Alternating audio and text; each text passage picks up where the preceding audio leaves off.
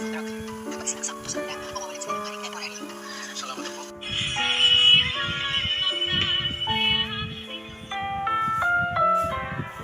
Ang programang ito ay rated SPG. Striktong patnubay at gabay ng magulang ang Sa warehouse, nagpaplano sila Moira na papatayin na nila si Don Pepe. Pag nakaalis na daw si Zoe, tatapusin na nila si Don Pepe. Ang hindi alam ni Moira, narinig ni Zoe ang plano nila. Kaya nung nagkaroon siya ng pagkakataon na magamot at makausap mag-isa ang lolo Pepe niya, agad niya ito sinabihan na tutulungan niya ito makatakas. Maya-maya nagpunta si Zoe sa labas at sinabihan siya ni Moira na umuwi na para makapagpahinga na muna. Tinanong naman ni Zoe si Moira kung paano daw ang lolo Pepe niya. Sabi ni Moira, wala siyang gagawin sa lolo niya. At maya-maya umalis na si Moira dahil meron daw itong tatawagan. Sa isip ni Zoe, nagdasal siya na sana matulungan siya ng nasa itaas na sana magawang makatakas ng lolo Pepe niya. Binigyan niya ng injection ang lolo Pepe niya. Pampatulog daw yun pero pansamantala lang. Yun daw ang itutusok ni Don Pepe sa mga kasama ni Moira o kung sino man sa kanila ni Balahadja. At susubukan daw ni Zoe tumawag sa pulis para makarating agad ang tulong sa kanya. Bago umalis si Zoe, nagpaalam siya kay Don Pepe. Sinabihan niya si Don Pepe na mag-iingat ito. Sabi ni Don Pepe, salamat apo sa tulong mo. Huwag kang mag-alala at hindi ko kayo idadamay ng mami mo. Mag-iingat ka din. At ngumiti si Zoe kay Don Pepe at niyakap niya ito ng mahigpit. Maya-maya umalis na si Zoe. Samantala sa loob ng warehouse, pagkaalis ni Zoe, pinuntahan ni Moira si Don Pepe. Kinamusta niya ito. Hindi nagsasalita si Don Pepe.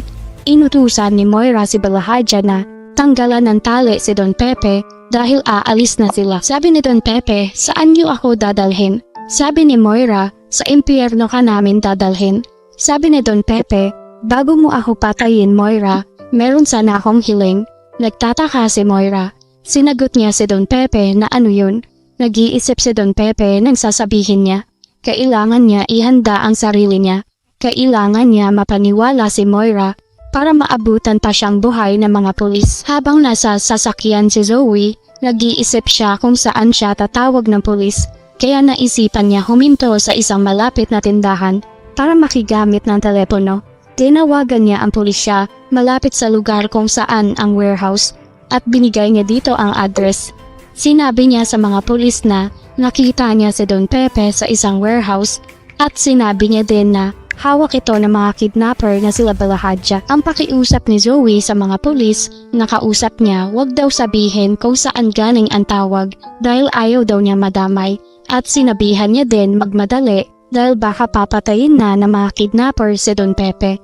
Nagmadali naman ang mga pulis. Naghanda sila ng mga gagamitin nila sa operasyon.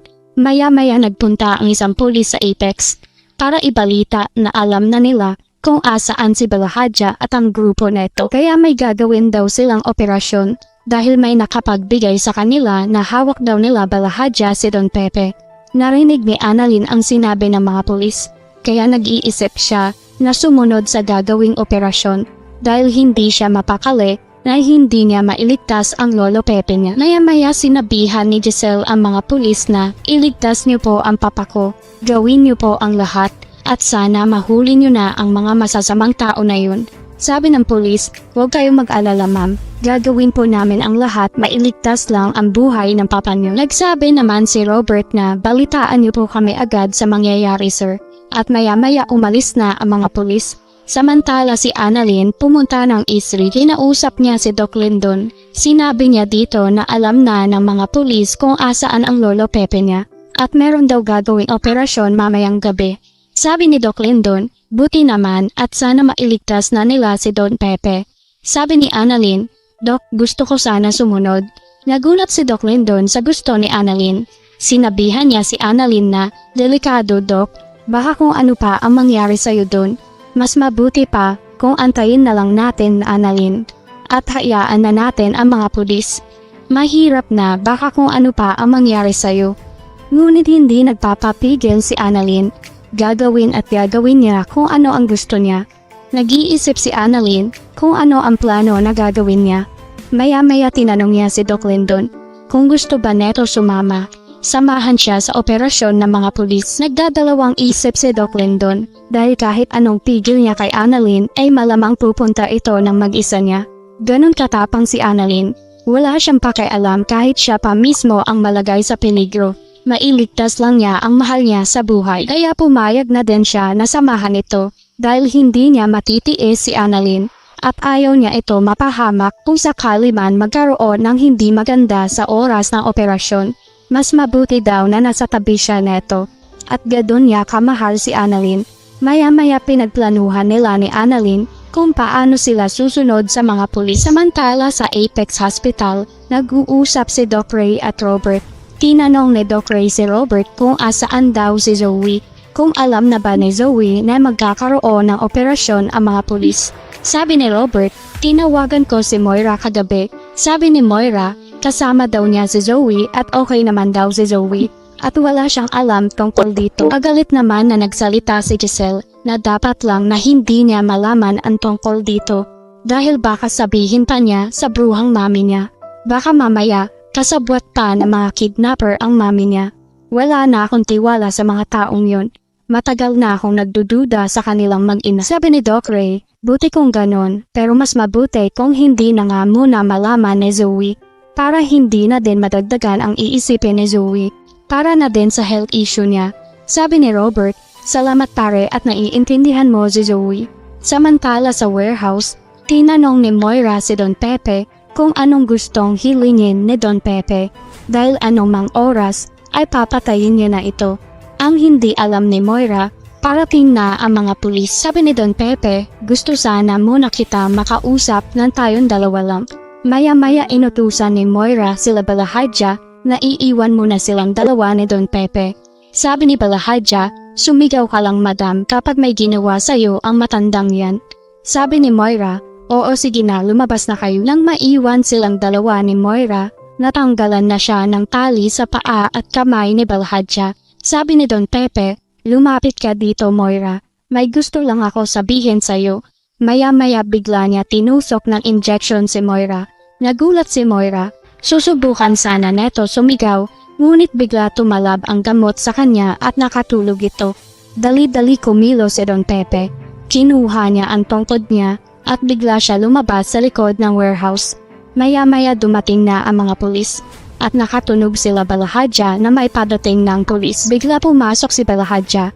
Nagulat siya na makita niyang tulog si Moira. Bigla niya ito ginising, ngunit hindi magising si Moira. Binitbit niya si Moira papasok ng sasakyan. Sinabihan niya si Dax na kailangan na nila makatakas. At inutusan niya si Dax na hanapin niya si Don Pepe. Huwag daw hahayaan makatakas ito dahil malilintikan sila kapag nakatakas si Don Pepe. Maya-maya nagkaroon ng putukan. Pumalibot ang mga pulis sa paligid ng warehouse. Nung nalaman nilang may paalis na sasakyan at yun ay si Balahadja, sinundan ito nila Annalyn at Doc Lindon. Ayaw pa sana sundan ni Doc Lindon dahil delikado nga ngunit wala siyang magawa dahil sabi ni Annalyn baka daw dala nila si Don Pepe. Napansin ni Balahadja na may sasakyang nakasunod sa kanila kaya binilisan niya ang pagpapatakbo. Gigil na gigil si Balahadja dahil mukhang nilaglag daw sila ng anak ni Moira. Maya-maya nagising na si Moira. Nagtataka ito kung ano daw ang nangyari. Sabi ni Balahadja, nilaglag na tayo ng anak mo madam. Tatay na tayo neto. Nasira na ang plano natin. Sabi ni Moira, hindi pwede yan. Hindi magagawa ni Zoe yan. Sabi ni Balahadja, eto na madam, nagawa na ng anak mo. Sigurado ako, anak mo ang may gawa neto. Sabi ni Moira, baka si Carlos ang nagsabi sa mga pulis, wag mo pagbibintangan ang anak ko si Zoe dahil hindi niya magagawa yon.